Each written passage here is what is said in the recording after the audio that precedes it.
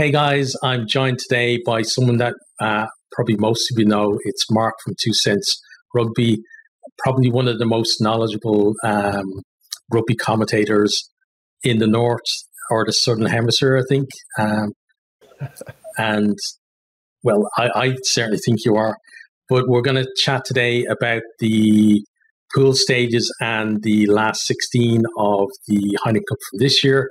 And then we're going to have a second part on Mark's channel, which will cover from the quarterfinals to the final as well. So definitely go and check that out. And if you're not subscribed to Mark, head on over there. You won't be disappointed. So let's get into the pool stages from this year. So we just chat a little bit. The pool stages this year were not very memorable. I've got a couple of notes here about what stood out for me.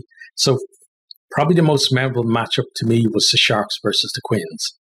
What was the result of the Sharks versus the Quins? Because I do not remember.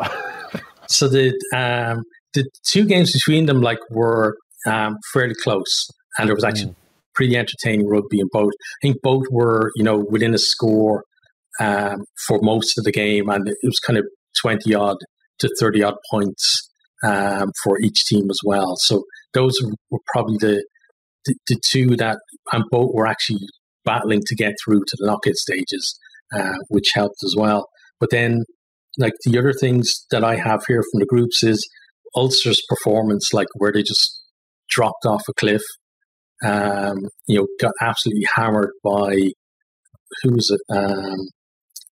Got hammered by Sale, right? First up, 36-0. And then, they played against La Rochelle twice as well. They had that game where their pitch was frozen. They had to move to Dublin. That's right. And I remember. That actually sticks out. The weather event does stick out. That's one of the few things from the pool stages that I can remember. Yeah, and then Ulster, they were 36-7 down with about 20 minutes to go or something against La Rochelle, fought back for a losing bonus point, and then ended up beating Sale in their last game to just scrape through into the knockout stages. And then the only other thing that I remember from the pool stages is the fact that Gloucester, they were drawn against Leinster, and they basically gave up in the first game. They sent their second team over and got absolutely destroyed, 57-0. That's right. Yeah. No, it's a weird one because I've been following the Champions Cup for a few years now, and it used to be smaller pools. Yeah, it used to be pools of 4. It was still a bit quirky in that it's not quite as straightforward as the Champions League for football, and that it's the top 2 of every pool go through, I guess, because it's 24 teams, so it kind of wouldn't narrow down to a manageable number. It would have an odd number of teams eventually, but it was still at least better than the 2 kind of giant pools that they have at the moment, which, I don't know, it just it all just blurs into one, you know what I mean? Well, that's the problem, is that when they draw the pools now, those kind of what I call super pools, you don't really care who the other teams are in your pool unless you're playing them. It doesn't matter. Yeah. So, as a Leinster fan, I knew we were playing Gloucester and Racing, and I didn't care who else was in our pool. It didn't matter to me that Saracens were in there or Exeter or whoever, because we're not playing them and they don't affect whether we qualify or not. And I think the big problem with the pool structure now is that the focus ends up being on the bottom of the pool. That kind of 7th to 10th place, who's going to go through. And there's no excitement about who's going to finish top of the pool the way you had in the old format. Because back then, you could finish second and not get through to knockout stages. And I think that, so the fact that they've introduced the last 16, first of all, and they've changed to Super Pool, has changed the focus of where people are concerned about things. And then if you're a fan of, let's say, Leinster or La Rochelle or Toulouse or anyone who finished close to the top of the pools, going into the last weekend, you're through anyway, and you're just scrapping for rankings for home quarterfinals or semi-finals or final. You're not thinking about, there's nothing really on the line in terms of jeopardy going out to competition or anything like that. Whereas the previous format, it was all about you have to finish first or be very lucky in second place, to get through to knockout stages. Yeah, that's right. I mean, Super Rugby kind of has a similar issue at the moment, and that 2/3 of the teams make it through to the knockout stages. Yeah. So we are in the last round as we sit here recording this, with this one round to go, and the only matches that really matter are the bottom games. Like the Crusaders are playing, the Brumbies might drop out of the top 4 if they lose, and then they'd face an away knockout match, which is, I don't know, it's not supposed to be the way that the game's kind of lined up, right? Like, you're supposed to be, there's not supposed to be kind of dead rubbers between the top sides at the end of the kind of pool. But I mean, I do remember the old structure was, I mean, it was slightly confusing, like you said, that not every second place team qualifies. So you kind of sometimes had to do a little bit of maths to see, like, oh, okay, this side's ahead of the side on whatever. Yeah. But I mean, overall, it was a lot more manageable in your mind. Like, you would look at a pool and go, right, these guys should get out of the pool, and then it's between these two for maybe second spot. And you can kind of, every pool kind of had its own little storyline. Exactly. I don't think we have that with the kind of giant pools at the moment. Yeah, and if you could get a pool where, you had maybe 2 semi-finalists or even like a finalist or a semi-finalist from the previous year in the same pool, with the possibility of one of them getting knocked out in the pool stages. Whereas now, it doesn't matter because so many teams go through that those teams are going to be fine. For some teams, one win was enough to get through. And if you're like a La Rochelle or Saracens or Toulouse or whoever, if you're not winning, more than one game, then it's not a good representation for that team anyway in the pool stages. Whereas when we had like the old format was actually 20 teams rather than 24. So you had 5 pools, and you had the 5 pool winners, and then the 3 best runners up would go through to the knockout stages. But if you got, like, you could have pools where you had, like, let's say the Munster of old and Toulouse, and then the top English side as well, like a Leicester or something like that, all battling out for one position, because what would happen when you got those top teams together is that they would all take points of each other, and basically mean that the second place team was less likely to make the knockout stages. So it was all about finishing first. And then because of that, every game mattered, because you would have maybe of the 4 teams, 3 teams who could, going into the last weekend, possibly win the pool. Whereas now, like, a lot of the fans, they're not that bothered about that final game. It's really just, you get a good start, you win maybe your first couple of games, or you win 2 of your first 3, you're through, and then you make a decision on whether you think you're going to be able to get that home draw or not, and then teams are picked with regard to that. Whereas the teams like Ulster and Sale, they were battling out for those positions down the bottom, the likes of Montpellier as well. Well, kind of almost the last game or round of pool games, it's almost like the top teams don't exist, because the results don't really count. And that's kind of hard. Looking at the table. Ulster got a 1-3 record and still made the knockout stages. Like, that's not right, is it? Yeah. So Ulster got absolutely destroyed by Sale to start. Then they had that one against La Rochelle where they were miles behind in the Aviva, came back, got a losing bonus point. Then there was that Dower game in La Rochelle where it was 7-3 to La Rochelle. Then finally, then they beat Sale in the final round and actually knocked Sale out and went through themselves. But and that was the most exciting story, I think, of the pool stages.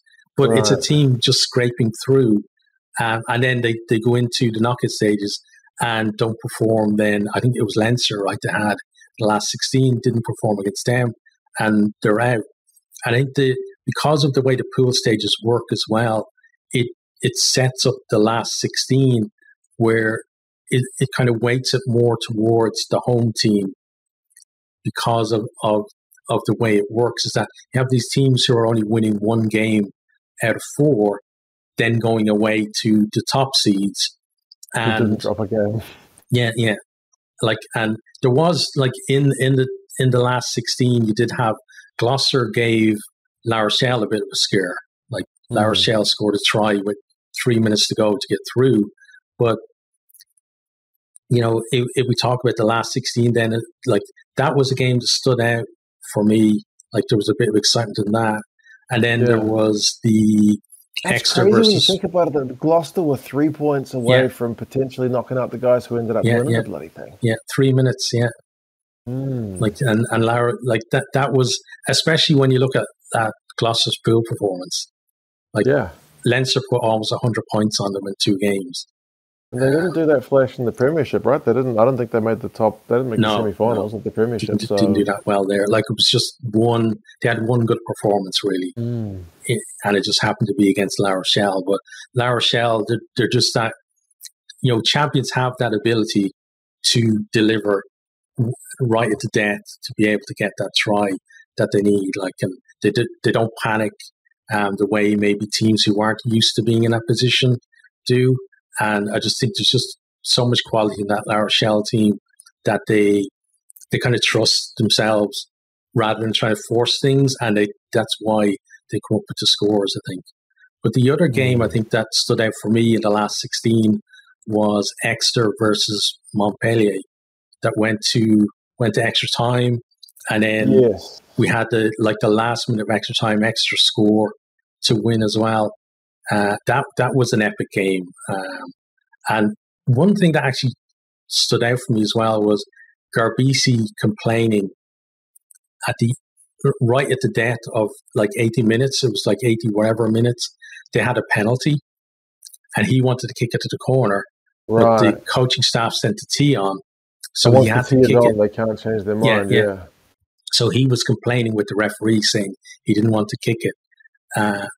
But then he had to kick it, squares the game up. They go into the extra time. They're winning with 14 men. But then... That was the Zach Mercer red card game, right? Yeah. See, I do have a memory of the knockout stages more than the pools. But yeah, that was one game. I thought that was probably the most exciting game of the last 16 by a long way. I thought that Noel actually had a great game that day. He's one of these players where he's a back, but he loves to get involved in the rucks. He's a specimen. Yeah. Eddie Jones, I think, has always kind of jokingly said that he could play flanker if he really wanted to. So if he was called to do a job, I wouldn't put it past him. Yeah. Well, like if he can compete at the breakdown like that, why not? And then he's obviously. You don't really want some of his size in your scrum. You're kind of losing a bit of ballast. But if he's a flanker, he's not adding that much anyway. But they're like some players like that. They just got crazy skills all across. And I think he was a big part as well of Exeter's run in the competition as well. That's right.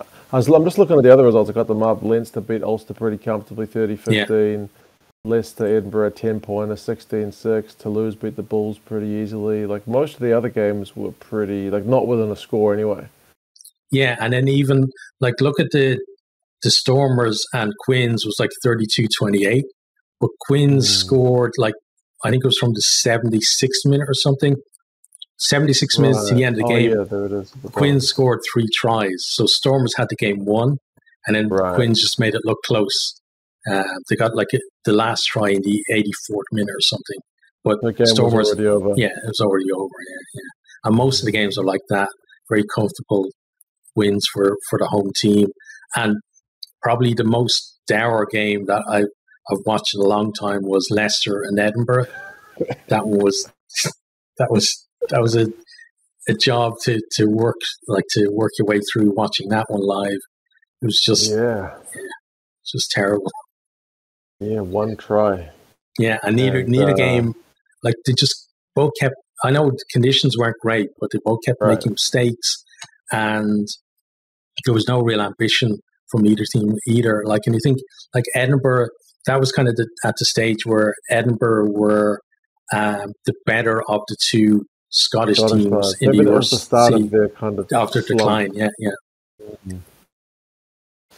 Yeah, I was a little bit surprised when we first started talking. I brought the table up and I saw, wow, like Edinburgh's record in the pool stages was actually pretty decent. They went 3-1. You know, that's like not bad. And they beat Saracens as well in the pool stages. I think I think it was like in the last round or something that kind of boosted them up there as well. But yeah, they were kind of hot at the start of the season, and in the URC as well, they were pretty high up. But then once it came back from the break for the knockout stages, the form was already on the decline, and it's a pretty winnable game against Leicester, because Leicester weren't great shakes either, but they just could not really offer anything in attack. Moves kept breaking down with mistakes, and they just didn't seem to have that mental fortitude either. I think that's what kind of got Leicester through the game in the end. And then they got knocked out, but I guess we'll talk about that a bit later. But yeah. It was all a bit. I mean, every home side won, which is I guess not what you want in terms of just like some bit of a upset storyline, something to kind of write headlines. I mean, there's an extra time result there, so I don't want to be too kind of down in the dumps about it. Like there were a couple of close ones. Extra time one. Extra time's always kind of special because it doesn't happen that much in rugby. But But overall, if you look at the rule of thumb from previous Heineken Cups, generally you would say that like 1 in 4 away teams would win. Right. So to have like 8 ties and all the home teams win, even if one did go to extra time, isn't really that exciting, because as you said, those are the ones that stick out in the memory, is when somebody goes away and turns over a team that is expected to win, and it just didn't seem to happen at all this year. What's is the format with these giant pools, is that kind of locked in for any length of time, or is it not the kind of thing they talk about like ahead of the season? So what they're talking about for the new revamp is pools of 6 teams, but the problem is it's basically just, from what I can see, is teams will have like, I don't know whether it's going to be 6 games or 4 games, but you play teams that are not from your league. But what it seems like is basically taking the current format and just displaying it differently. So splitting teams out into pools of 6, rather than, for me a pool is where you play everybody. You play everybody in your pool, right? Whether it's once in the World Cup or it was twice. Ask any layman on the street who didn't even follow sports about how that should work. That's how that should work. Yeah. But what you're talking about, for me, is just displaying the super pools in a different format. And, so teams, you won't play everyone in the same pool. I'm not sure even if you will exclusively play teams in your own pool either. But when it gets displayed, it's just going to be these 6 teams together. But you could easily, from what the format sounds like, you'd easily keep it as the same pool format and not have to change the structure of who's playing who. And when that happens, then it just kind of lifts the veil on the fact that they're not actual pools that they're putting these teams into. It's not great. No. I'm not a big fan of it. As I said, the other one had a slightly confusing twist on it with the fact that not every second team made it, but it was a lot better than the current format. But something I'd say is that I don't think the old format for the pool stages would work with the current knockout stages, because if you have 6 pools of 4 teams, so making up to 24, and you're looking for a last 16, it means that the top 2 in every pool are going to qualify, and then you've got third place for 4 of the 6 pools. So again, you're drawing the eye down to the bottom. It's no longer about who wins the pool. I think that's where the problem with the competition lies, is the combination of super pools that nobody's interested in, and then a format for the last 16 that means that more than half of the teams are going through to knockout stages. And then you're getting teams who, on previous iterations would have finished bottom of a pool of 4 and would just be eliminated from Europe, are now going through to the knockout stages, and they're just cannon fodder for the top teams. So because of that, you probably got maybe of each of the super pools, say the top 2 to 3 seeds are almost guaranteed to win at home because of the difference in quality. And then it's only that middle bit where you've maybe got like some kind of competition between the teams. But then this year at least, the home advantage was enough to get those teams, the home teams, through into the quarterfinals. Yeah, I don't know what the answer. How big is the Challenge Cup? Is it the same size or is it smaller? No, the Challenge Cup is actually smaller. And this year what they had to do was, because Wasps and who was the other team that went bust? Worcester, yeah. Because they went bust, then they invited the Cheetahs to play this year. And they had to rejig the pools as well. So it was much smaller. And then you had a contingent dropping down then from the Champions Cup. Yeah. So like what was it, 9th and 10th, I think, in the Champions Cup dropped down into the Challenge Cup. And then the format there as well, was, if you think the Heineken Cup format was confusing, like the format for the Challenge Cup was even worse because of all the rejigging they had to do for it. And with that one as well, like there were some decent games in it, but the teams that aren't, how to say, that aren't that a neutral wouldn't want to watch. So if you got Power or somebody playing, like a neutral's not going, I have to watch that. And I think the big story really in the Challenge Cup this year was all about Toulon. They lost the final last year and trying to get there and get the trophy, and then obviously Glasgow's run to the final as well. But other than that, I covered some of the Challenge Cup as well, but some of the games quality wasn't great, and also just the pool format for there was even worse because of, like, one pool had more teams than the other, if I remember correctly, as well.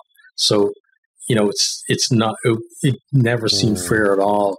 Not ideal. For that. No, they don't broadcast the Challenge Cup here, so I didn't really follow it other than just to see kind of like basically who was going to win the final. So I was kind of hoping you would tell me that they had some kind of secret formula which they had gotten, which had worked really well. But no, you're telling me it's even worse. So it's even worse. And then next year, what is the answer for? Should it possible that they make? I mean, I know they won't do it, but would it be better if they? I mean, the Champions League in football, I haven't followed football for years, but I feel like it had a good balance of the amount of teams that go through. There's always like one super team in each pool, but there's still a little bit of competition about it. I don't feel like it's not really until maybe the last round where there's some teams who are like, right, you can't make it, and you're playing the team who's already guaranteed to go through. But there's usually a little bit of bite in each pool right up until the last round. Can they do that with the Champions Cup of Rugby, or is it just it either need to be smaller or bigger? Is there a way that's the thing? I think it's a numbers thing. Is that like the Premiership now is 11 teams, possibly going down to 10 soon. So there aren't that many other teams you can bring in, and especially seen as the English, when we got the reformat to the Super Pools, made a big stink about qualification and stuff like that. They kind of said that from the what was the like the Celtic League or the Pro 14 or wherever, that some of those teams weren't qualifying on merit and stuff like that. So they made a big stink about that, and then you had this kind of strict thing of 8 teams from each of the 3 leagues, and then like a winner of the Champions Cup or the Challenge Cup replacing one of their own domestic qualifiers as well. But if you look at it, really what you want for a knockout stage is that at the maximum, half of the teams should be qualifying for the knockout stages. When it gets over that, it means that you're basically saying that the pool stages don't matter. It's just a case of, who's going to play who in the knockout stages for the big teams. Like that, you're taking a lot of the excitement out of that. So, the options really are, one is to get rid of the round of 16 and go back to just 8 teams qualifying, which would immediately make the pools far more exciting because big teams are going to go out at that stage. So every game counts. And the other one is to increase the pool of teams that are competing from the very start. But that's difficult to do given, you've only got between now between the top 3 leagues in the Northern Hemisphere, you've got is 41 teams, right? So if you were to take, let's say 32 would give you like 16, half going to the round of 16. That means that only 9 teams are not playing Champions Cup, and then you devalue the competition. Yeah, because purpose, you have right. Yeah, and then if it's 32, it means that pretty much the entire Premiership qualifies for the competition. Like like maybe if they stay at 11, bigger lopsided results. Yeah. So for me, I think going back, the round of 16, they improved it this year one way, and that was getting rid of the 2-leg system that they had last season. Like I don't think there was no need for that, especially when they were talking about the fact that there were too many games, and that's why they couldn't go back to pools of 4. They said there were too many games in the competition if you had a round of 16. But if you have a round of 16 with 2 legs, then it's only one less game than having pools of 4 with 1 leg and a round of 16. So that argument didn't kind of sit well with me. Yeah.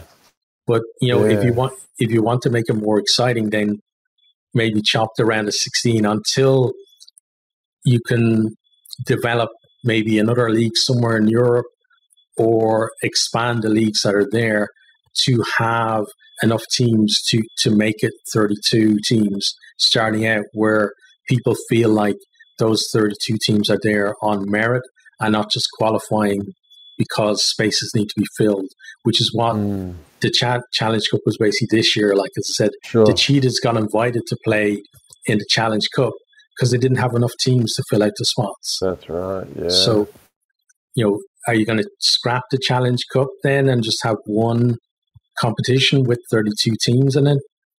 But then you devalue your pools, or do you get rid of the round of 16 and make teams work for their passage, right from the get-go? It means... How do teams feel about playing in the Challenge Cup? Do they get decent attendances for like the regular season Challenge Cup games?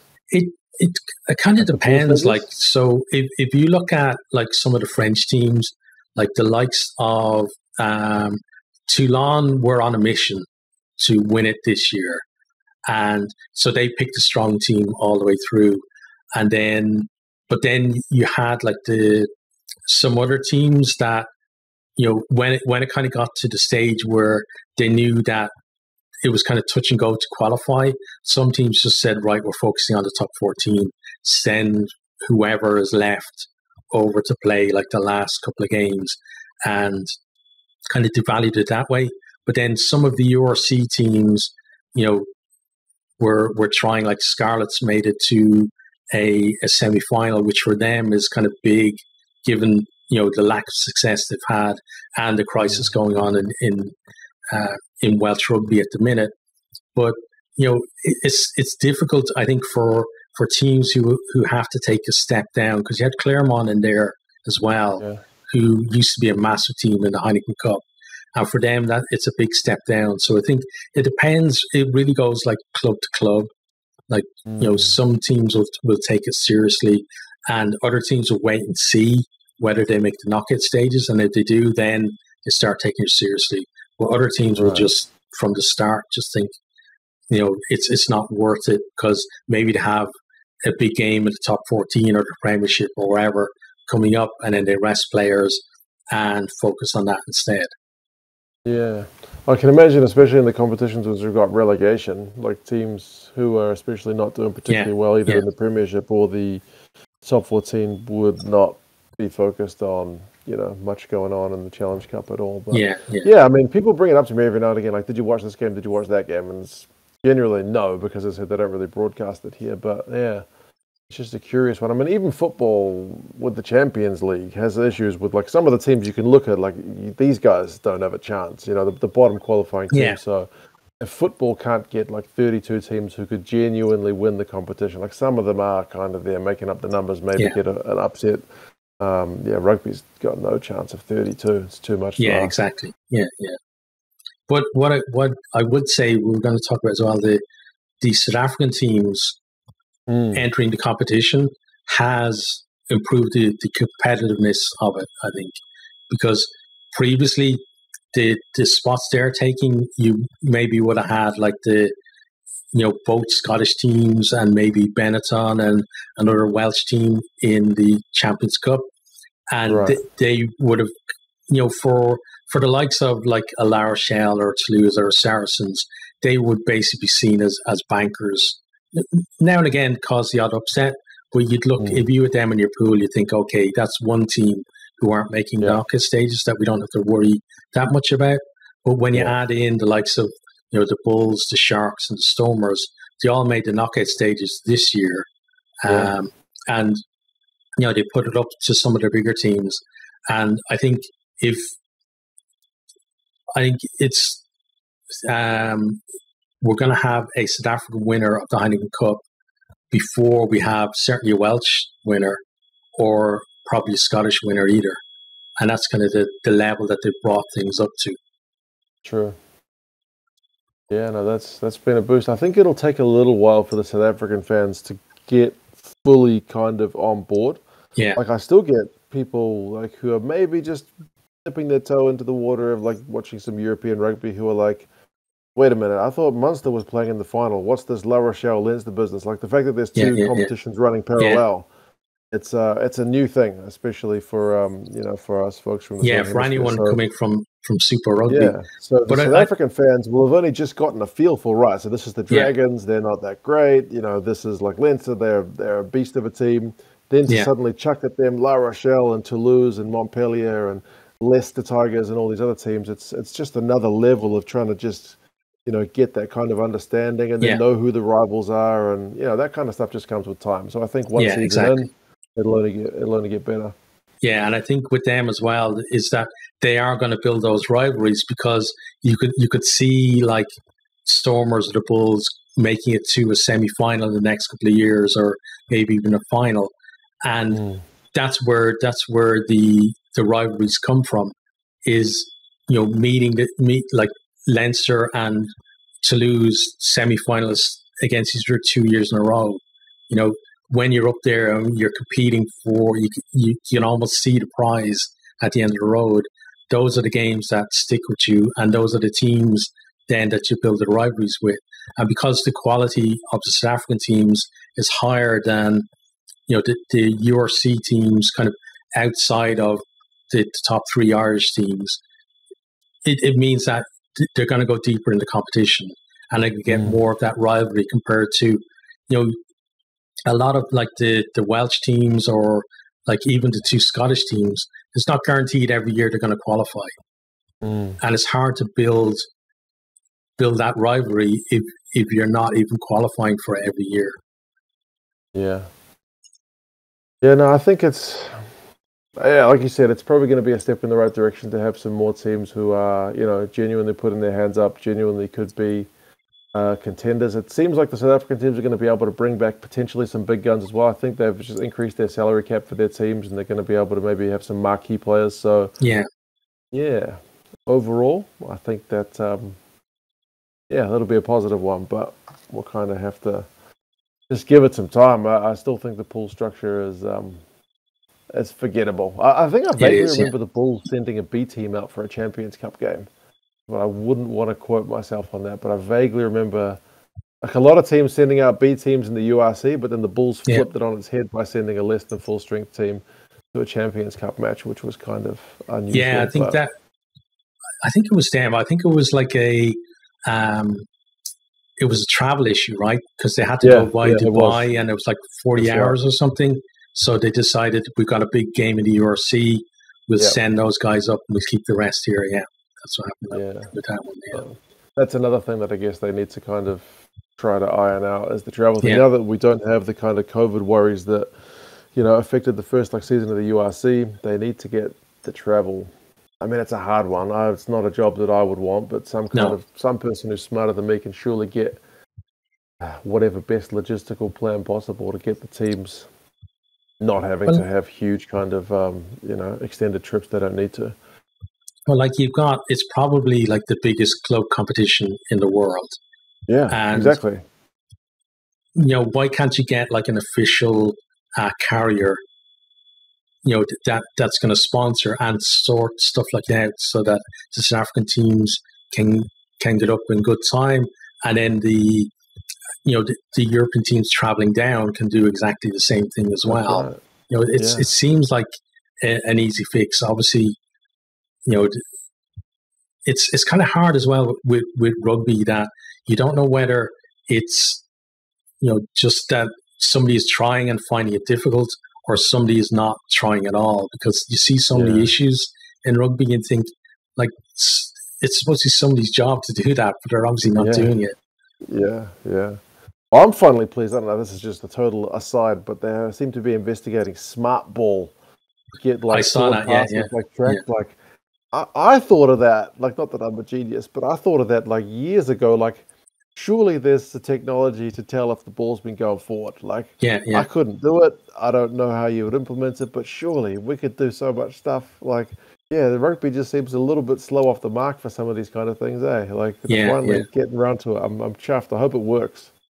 Yeah, they're trialing it. Is the under-20s World Cup? Under-20s, yeah. So hopefully that works out. I had a couple of things about it like that, because apparently for the forward passes, they will know where the ball is in relation to their sensors around the field, so they'll know where the ball is at every moment. But how they're determining whether the ball goes forward or not is whether the forward momentum of the ball increases. So it's not in relation to the player passing the ball, which I thought it was. It's more in relation to and I think with that, it's going to be hard to maybe communicate to fans why that ball went forward, because it's not a case of, in rugby we always say if it doesn't come forward out of hands, it's fine. But they're not. There's no kind of. They're not measuring where the player's hands are in relation to the ball and where the ball goes from there. So I think it's a good step, but it might be a hard sell to fans to be, and there probably needs to be somebody now that they're trying it needs to be working on a way of how do we communicate on TV, to show that this is a forward pass or it's not a forward pass, and why 1-2 that look to the naked eye on the TV look almost exactly the same. Why one is forward and the other isn't? True. If you're just showing a number for forward momentum of the ball, that's not going to do the job. Rugby fans love arguing about stuff. They're not going to accept that. Now that you say that, here in my head, I've got this kind of optimistic point of view that that'll kind of cut down the big debate on what passes were forward and which ones weren't. Because you can literally have two people see the exact same pass and one swear by their mother that was forward, and another one say it was definitely not forward. But if there was smart ball can give us the definitive answer, but I guess it'll just change the argument from was it forward or not. Exactly. Was the smart ball right or wrong? So yeah.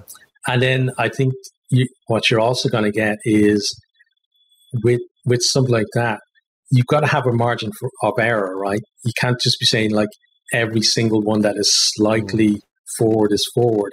So where that margin of error sits is going to be important too. And because of that, then, because you don't want it's apparently going to be a little smartwatch that beeps for the referee or something to say it's forward. You don't want that going off constantly, because then people will complain about too many stoppages in the game as well. They'll need to get the calibration right, that it's like it's only picking up the ones that are kind of relatively blatant, not the ones that are so borderline that it's not worth stopping the game for, kind of thing. What I worry about that aside. But what I worry about with World Rugby is that with issues like that, they generally don't think about those kind of things until it's implemented. Last minute, and then people complain about it, and then they have to fix it for the next year. So very reactionary. Yeah, it's not a good way to be. They need they need a project manager. Yeah, they need someone to manage that from start to finish. And then whatnot.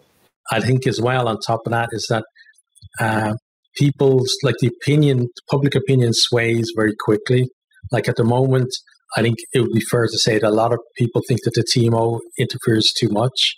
But I could see it if before the World Cup they said that, okay, TMO can only, they've got reduced responsibilities and they're going to come in for XYZ. And then like something outside of that happens in the Rugby World Cup and somebody goes out because of it. And then everybody was clamoring for, well, why didn't the TMO look at that? And then it swings back the other way.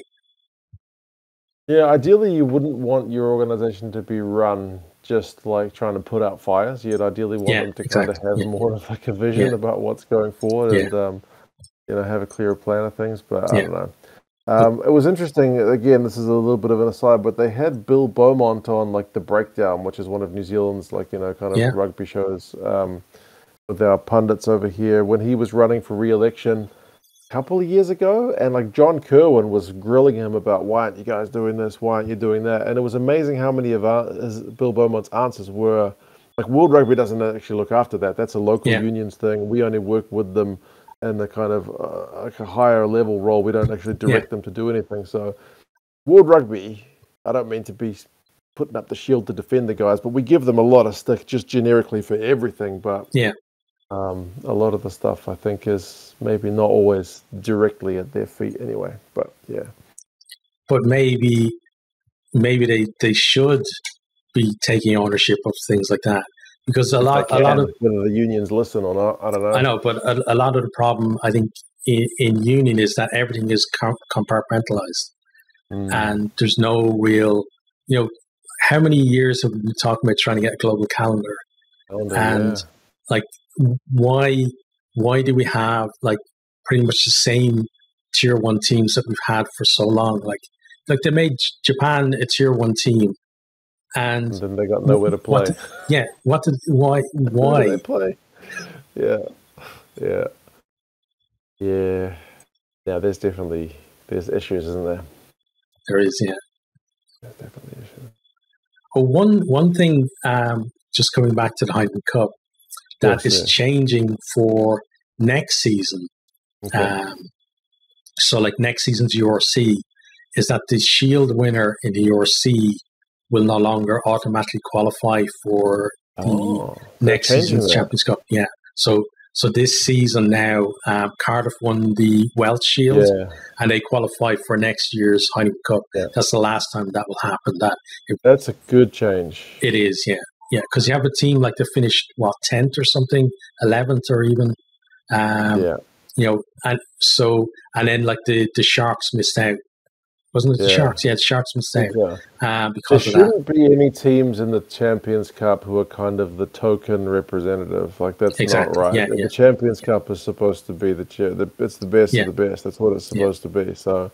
Yeah, that was a bugbear. As soon as they announced the structure of the URC, I can remember Connacht fans going, well, this is BS because we are going to have to play the Irish teams who are strong twice as much as everybody else. And then even if we finish in our kind of, mid-table-ish spot, we still might miss out on Champions Cup rugby for all eternity because we can't pip like the Welsh teams or something like that. So, okay, that's a positive move. I'm happy with that. It's got my approval. For what it's worth. Mine too, yeah.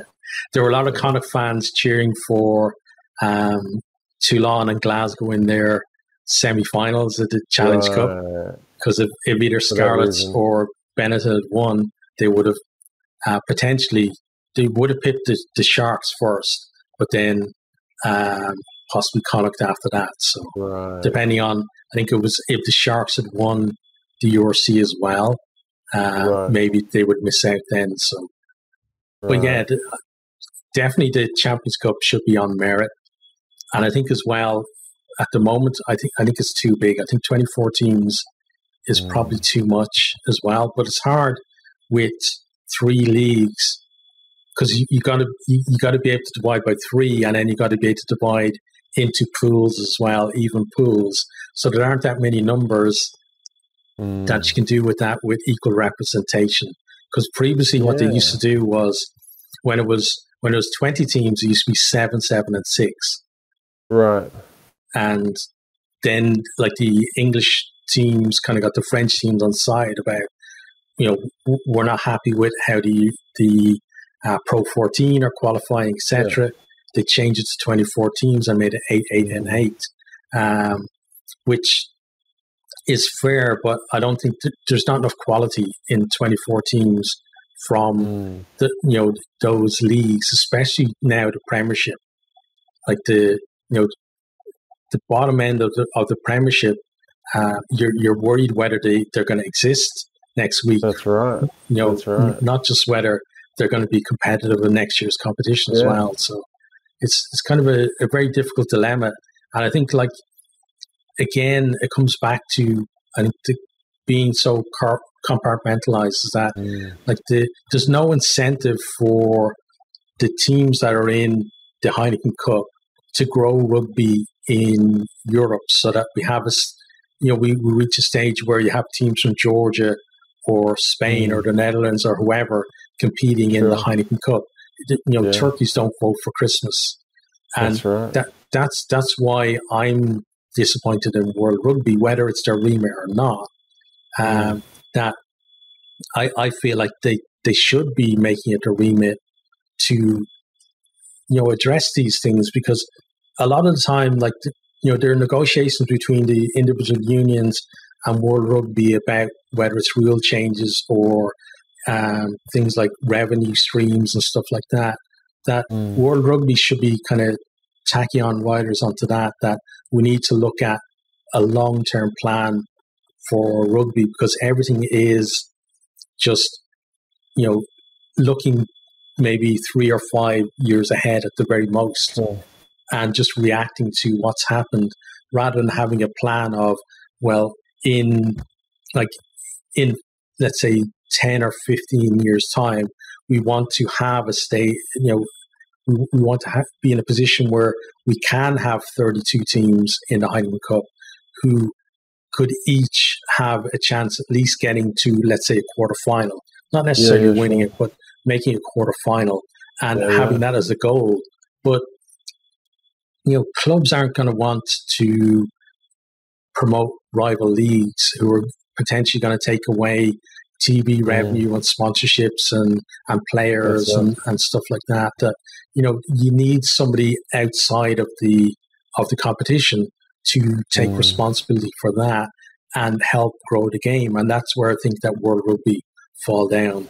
Is that they should be able to at least influence if they can't if they can't tell people to do it, if they don't have that kind of authority. But they should be doing that. I will say, when I did see Bill Bowman a couple of years ago, he was on TV. He was it's almost like if you go to a government department and you're trying to hand in a form and you're at the wrong window, and he's just kind of like, you need to go over there, like it's not my problem kind of thing. It was a little bit dismissive. So that's not that's not really the kind of attitude you want to have. You'd like to that's think the thing, is that collaborative. You want to see leadership from World Rugby on things like this, whether it's their remit or not. If you're somebody that was coming in to try and grow rugby and get all these things in place, then you make it your business. You talk to the unions and say, we want to reach this position, and therefore what needs to happen for us to get there, rather than just saying it's not our problem, it's the unions, knowing full well that the union is not going to do anything about it. That's right. Yeah. Yep, they could certainly be doing a better job. I feel like, doesn't, my memory may be failing me, but I feel like, doesn't the football, again, to go back to the Champions League, allow the amount of teams to qualify kind of based on how strong their domestic leagues are? Like the Premier League gets 4 teams. Like all the URC teams made the knockout stages of the Heineken Cup this season. So surely you would think that means the URC teams, well, there should be maybe more URC teams in the Champions Cup. Maybe there should, like a lot of, like 4 of the French teams finished in the bottom of Pool A, and then 3 of the Premiership teams finished the bottom. But maybe they shouldn't have as many teams in. You know what I mean? Yeah. So they have like for the Champions Cup or Champions League. Sorry, they have like a coefficient for each country, and so if a domestic team does well, they can increase the coefficient and increase the number of spots available for that country. But what they also do as well is that they exclude champions from certain countries that have no chance of qualifying for the Champions League. So like, from like Ireland, like the domestic champions of Ireland can't, they try and qualify for the UEFA Cup or like the tier below that. So, but I think in rugby, it could work if you had even just, let's say, a spot set aside for the winner of the Champions Cup and the winner of the Challenge Cup. Because, and in addition to what your domestic league gets, so you have like those 2 spots, and then wherever many other spots, where there's 22 or whatever, you then split amongst the other leagues. And that way then you could encourage like that kind of success that like La Rochelle have won Champions Cup now twice in a row. So you could argue that maybe the top 14 get an extra slot because they're the defending champions, and you have Toulon have won the Challenge Cup as well. And then it was a French team last year that won that too. That could be rewarded, and stuff like that would be good. But again, I think it's something that happens in European rugby, and I think it happens in Super Rugby as well. Is that the league that is kind of the least commercially viable, which I would say right now you can't argue that it's not the Premiership. They have a bigger say in changes in structure to the overall competition. And I think in Super Rugby, we've seen that with Australia as well, where, Australians, they always talk about it's the most competitive sports rugby in the world, or sports market in the world, and they've got the league to compete with, and they want to have more domestic games because that's what gets viewing figures. And they're the ones kind of driving changes to Super Rugby, rather than listening to the successful franchises, mostly the New Zealand ones, about where they think it should go and where they think it could improve. If you're looking at, like, from a commercial point of view, top 14 is easily the most successful, commercially successful, doing well, making money, getting some top players. Like they just seem to be doing. They got a good TV deal. Your C are definitely on the uptick at the moment, but we're like the English are driving changes to the competition that affects all of them and affects their future revenue. And to me, it doesn't make sense. Certainly look at the concerns and let them have a say, but they shouldn't be the ones driving change, because what happens then when the Heineken Cup changes so much that it loses that luster? It's starting to lose it now, I think. And then you've got a product that it's now harder to sell, and then revenues for everyone is going down. And then it's not just English teams that are going to the wall then. You've already got, like, you've got the Welsh teams in big trouble mainly because of their union. But, they need those boosts as well. If they could, qualifying for the Champions Cup can be a big boost for a Welsh team as well. If you get, like, the likes of, if you draw like a Saracens or Toulouse or something, For your home games, that's like a full stadium. Sure. Whereas, like, when's the last time a Welsh team, filled their stadium like for a home game? But if you're listening to the English and you're having more kind of, you're putting too many teams in there. You have teams that people honestly don't care about, like, towards the bottom of the pools, especially these super pools. And you've got all these kind of dead rubbers happening towards in the final round. And then that was like, if you're a team that is kind of, like some teams we can see right now, they're basically living month to month. And then if your final match you were thinking it's going to be a sellout, now has next to nobody at it, that's a huge whack to your revenue. That's and so for me, I think like that, there's no kind of joined up plan for the future. It's all about this group are complaining about this, so let's do this to address that. Whereas what it should really be is that looking back and seeing, okay, this is what got people excited about the tournament. We need to retain that. And then the other areas where people were not excited about, we need to improve those. That's right. So looking at, taking the point of view of the people who are going to pay subscriptions to watch it on, behind the paywall, or the sponsors that want to get involved, what are they looking for from the competition? Rather than kind of looking at it, backwards, the clubs dictating what's happening and having their concerns addressed, because their concerns aren't necessarily going to make it a better competition. It's just going to make it maybe a little bit skewed in their favor. But, and then that has an added effect of it's less competitive then if you're skewing it in favor of one group of teams. I do think, the people who run the show need to take a long look at just the way things are being run, because does. I don't know. It does seem to have more potential than what they're getting out of it at the moment. Like I mentioned, the pool stages at this point are a bit of a blur. Part of that's just because I watched too much rugby, but I mean, just also because some of those games just didn't matter in the scheme of things. It didn't have any kind of, like, I can still remember a Champions Cup game from back when it was the regular old pools, and I think Munster played Exeter away and got a draw. Like, I can remember that game. Yeah. Because it stuck out in my mind as like, this is a crucial game. I think Munster are getting knocked out if they lose it, and Exeter were flying high in the Premiership.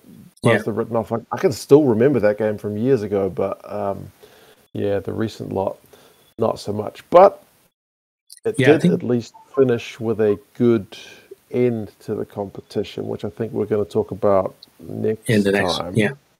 So, I think at least it left a kind of sweet taste in the mouth, which is better than what it could have had if it had just been a bit of a damp squib of a final.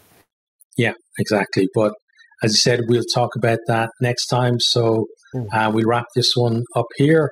And again, I'm pretty sure most of you who watch my channel already watch Mark's anyway. But if you haven't, head on over to 2 Cents Rugby and you will not be disappointed.